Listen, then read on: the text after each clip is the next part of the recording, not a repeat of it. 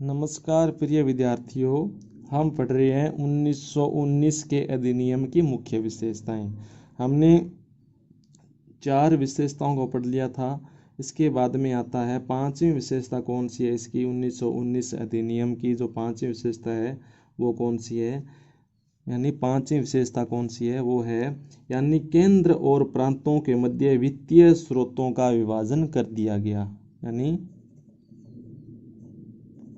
केंद्र और प्रांतों के मध्य क्या कर दिया गया, वित्तीय स्रोतों का, यानी जो आय से संबंधित जो भी कार्य थे उनको क्या कर दिया गया, उनका विभाजन कर दिया गया। यानी वित्तीय स्रोत का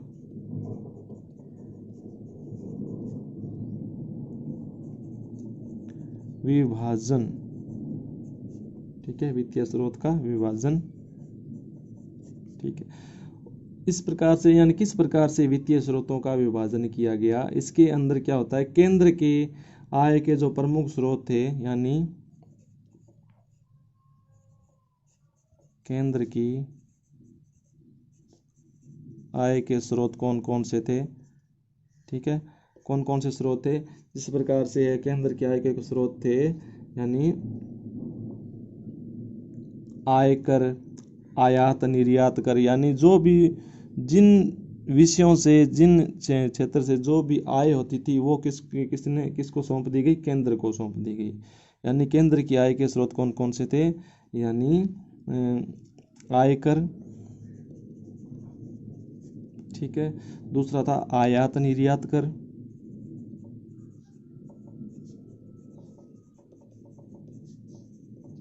ठीक है, नमक कर, अफीम,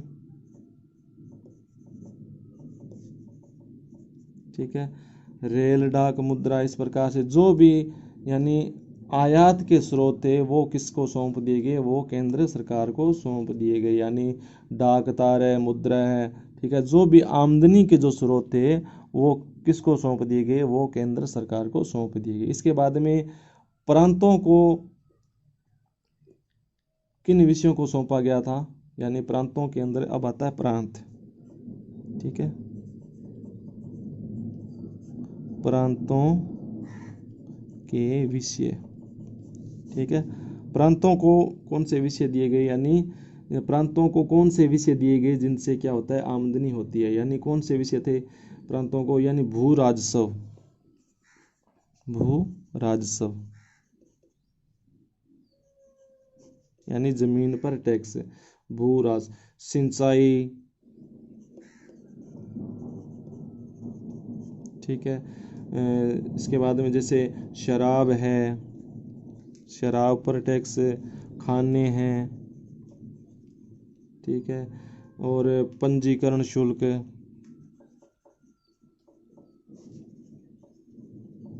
ये थे प्रांत के आय के स्रोत। यानी इनसे इतनी जो आय है वो नहीं होती थी और इन स्रोतों से क्या है, आयकर से, आयात निर्यात कर, इनसे ज़्यादा आय होती थी। इसके बाद में आता है यानी प्रांतों के अंदर जो द्वैध शासन लागू कर दिया था। यानी प्रांतों में द्वैध शासन, प्रांतों में द्वैध शासन, ठीक है, प्रांतों में द्वैध शासन। यानी ब्रिटिश सरकार ने क्या कहा था 1917 में, यह कहा था मॉन्टेग्यू चेम्सफोर्ड ने कि जो उनका लक्ष्य क्या था कि भारत में उत्तरदायी शासन की स्थापना करना था। यानी 1917 की घोषणा में मॉन्टेग्यू ने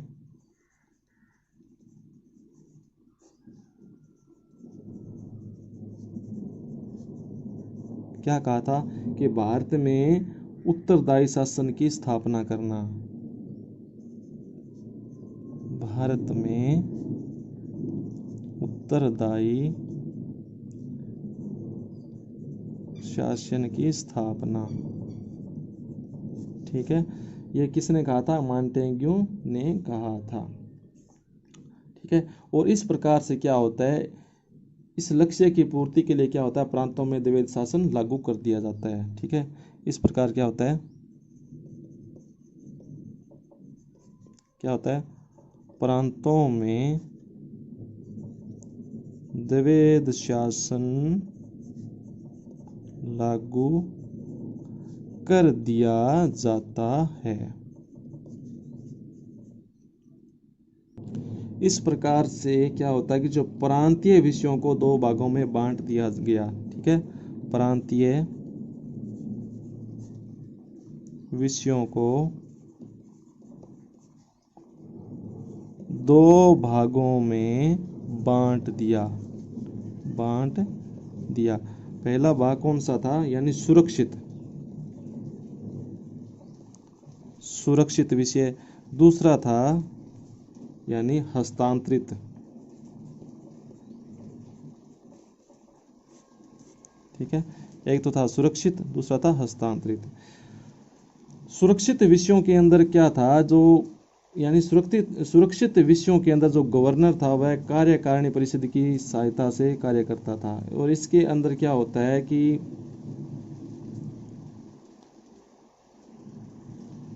यानी सुरक्षित विषय के अंदर क्या थे, सुरक्षित विषयों के अंदर जो गवर्नर है, यानी गवर्नर, ठीक है, गवर्नर अपनी कार्यकारिणी परिषद की, यानी सुरक्षित विषयों का जो प्रबंध है, यानी गवर्नर इन विषयों का जो प्रबंध है, ठीक है, गवर्नर इन विषयों का जो प्रबंध किस प्रकार से करता है, यानी उत्तरदायी शासन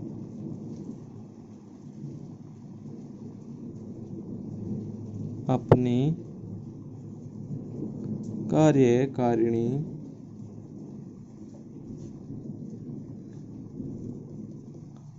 परिषद की सहायता से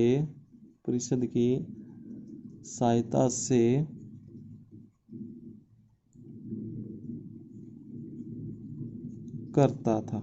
ठीक है, और क्या है इसके अंदर, हस्तांतरित विषयों में क्या था, हस्तांतरित विषयों में क्या था जी, गवर्नर है जो मंत्रियों की सहायता से करता था, यानी प्रबंध,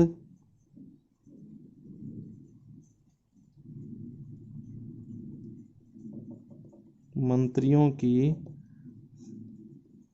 सहायता से करता था। ठीक है, इधर तो प्रबंध, सुरक्षित विषयों का प्रबंध के गवर्नर किसके सहायता से करता था, कार्यकारिणी परिषद की सहायता से करता था प्रबंध। और इधर जो हस्तांतरित विषयों का जो प्रबंध है वो गवर्नर की सहायता से करेगा, वो मंत्रियों की सहायता से इसका प्रबंध है जो करता था। मंत्री विधान, ठीक है, मंत्री थे जो विधान मंडलों को निर्वाचित सदस्य होते थे, विधान मंडलों के निर्वाचित सदस्य होते थे। मंत्री विधान मंडलों के निर्वाचित सदस्य होते थे।